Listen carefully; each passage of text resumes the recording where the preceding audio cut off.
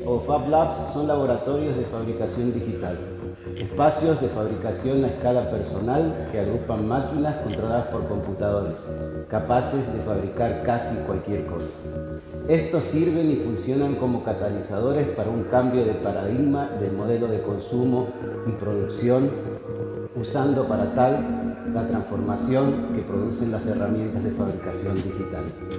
Es la punta de lanza de una nueva revolución, la cual trata de relocalizar la producción más cerca del consumo. Estos espacios están organizados para facilitar la formación de una comunidad abierta al aprendizaje distribuido, la coproducción y las actividades de emprendimiento.